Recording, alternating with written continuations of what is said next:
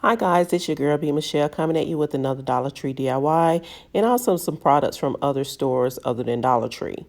So I'm starting with, actually, I don't know what happened to the first video, but I took the wooden blocks that had the words on it, the saying on it, dreams, make your dreams happen. I took that block and I drilled some holes in it. I had two of them, so I placed them side by side and drilled holes in them so I can do my placement for the items that I'm going to be placing on here. I'm also using these little shadow boxes and I'm drilling holes in the shadow box.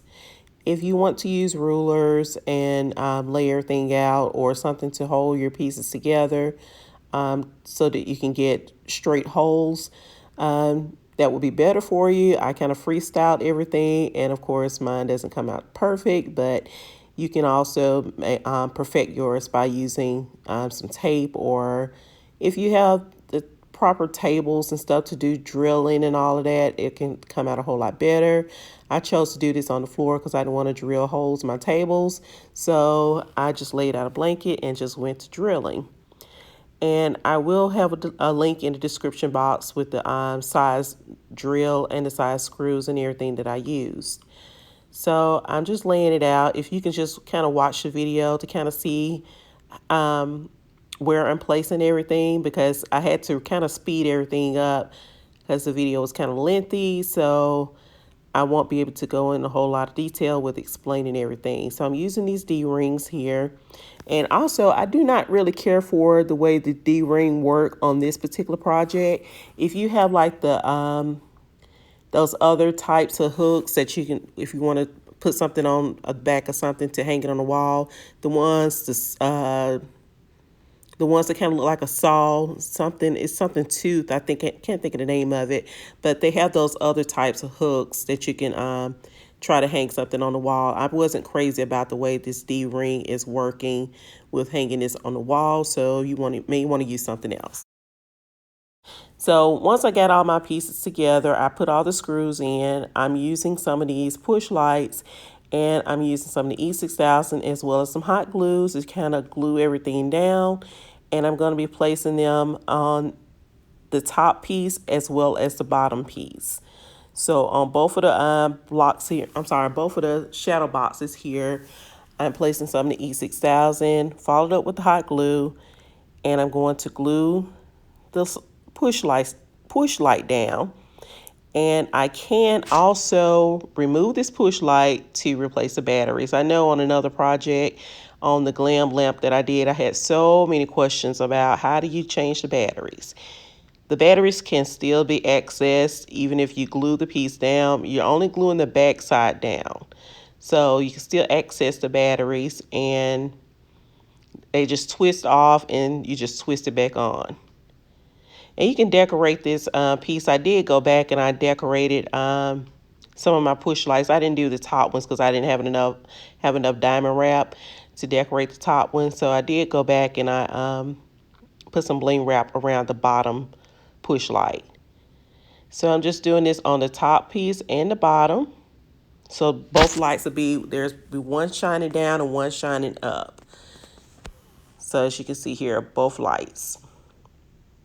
Next, I'm using some of these beads. You can get these beads from Dollar Tree, do carry these beads, as well as Walmart, Hobby Lobby.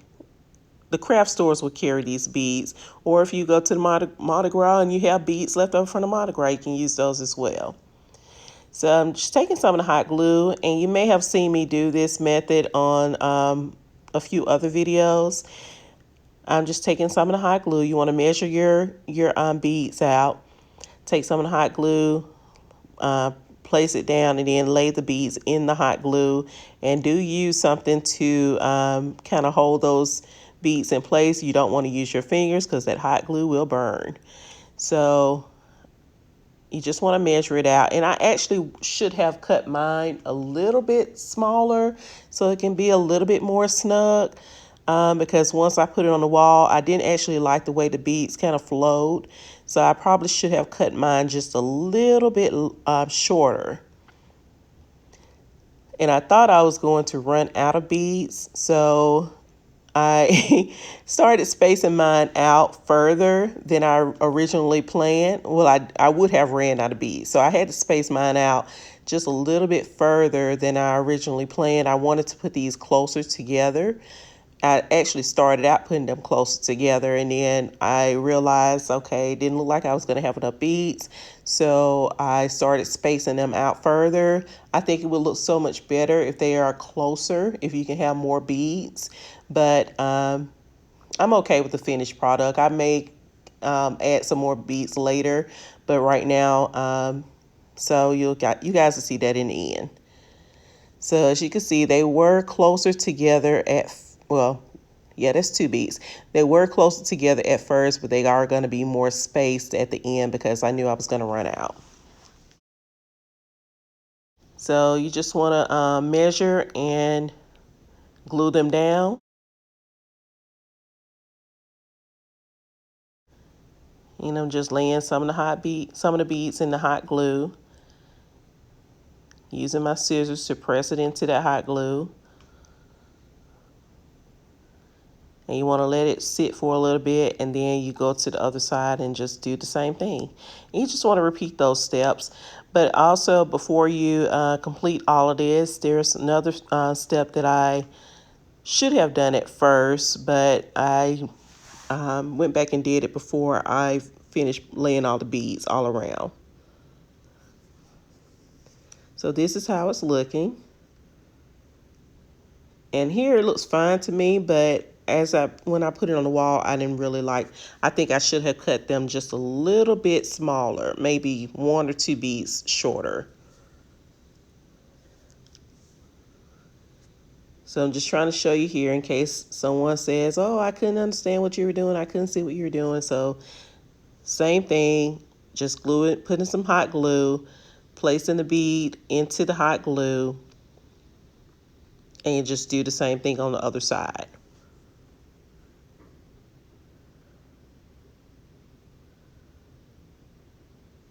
And I'm just measuring.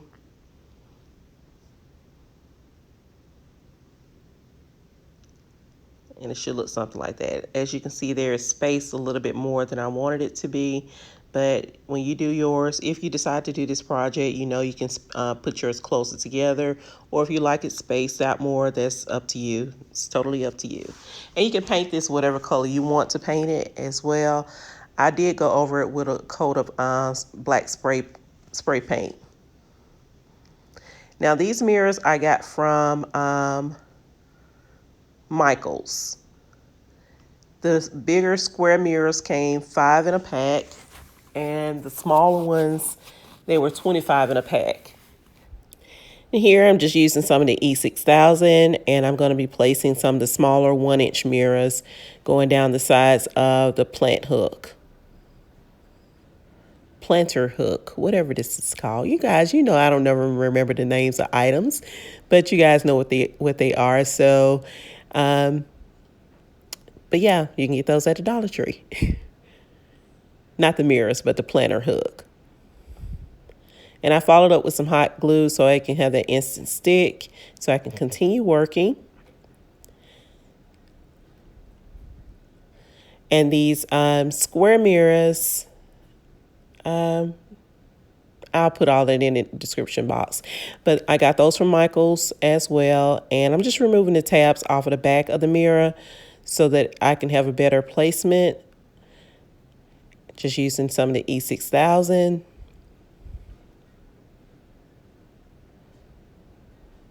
And following up with some hot glue. And I'm only using the hot glue as I get ready to place the mirror.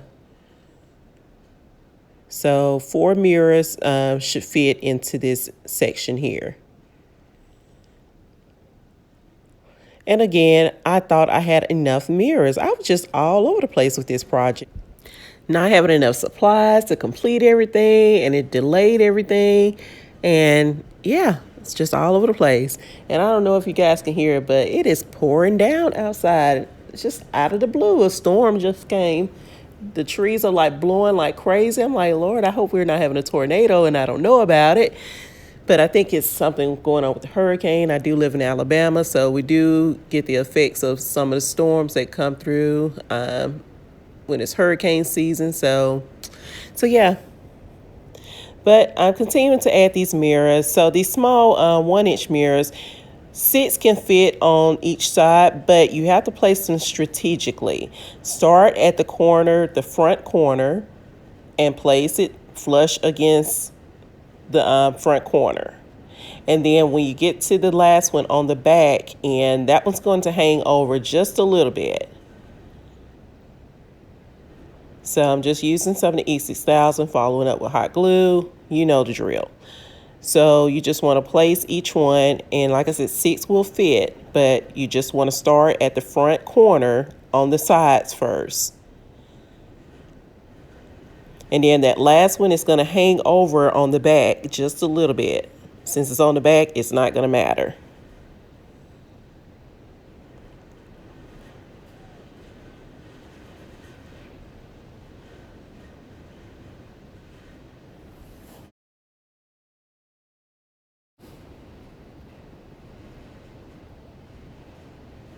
And so for the front, you want to start on the corner as well, and your corner should meet up with the edge of the mirror on the sides.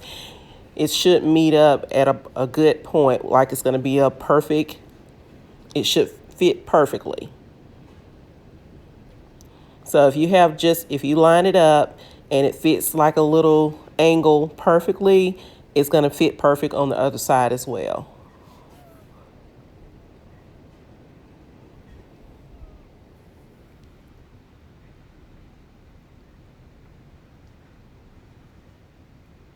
So you want to start on the side first, and then once you have those placed, go to the front, and then you can finish the other side. And you want to just repeat those steps on each of the boxes, and that's actually it. So you complete the look, and this is the final look.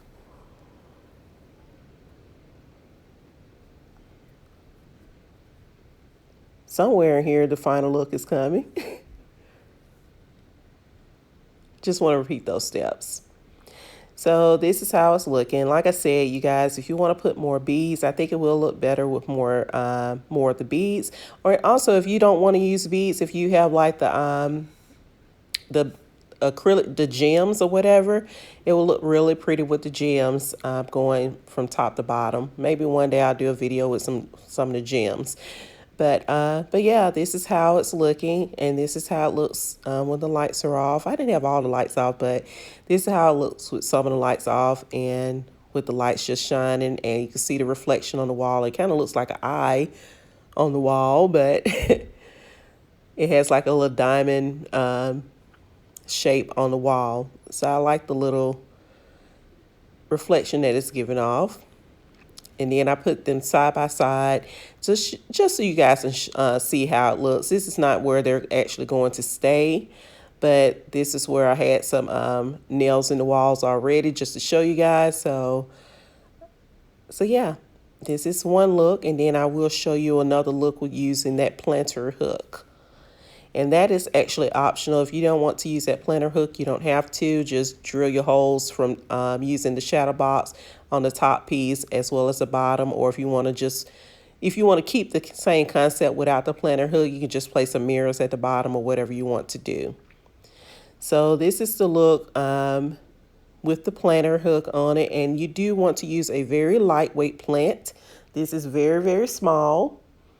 And I use some of those bowls from the Dollar Tree as well, and I just kind of glued some of the beads on the bottom as well as going up the sides. I used 2 strands of the beads and to make the hooks for the bowls, and I used 2 of those bowls, doubled it up. I put some holes in the bottom of the one with the plant in it so I can have space for the water to drain when I water the plant. And I do not have a green thumb. I cannot keep plants alive. So if you guys see this again, hopefully it will survive. I'm going to be optimistic.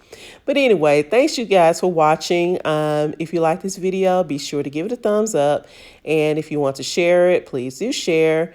If you haven't already subscribed to my channel, go ahead and hit that subscribe button. And until next time, you guys, I love you guys. Bye.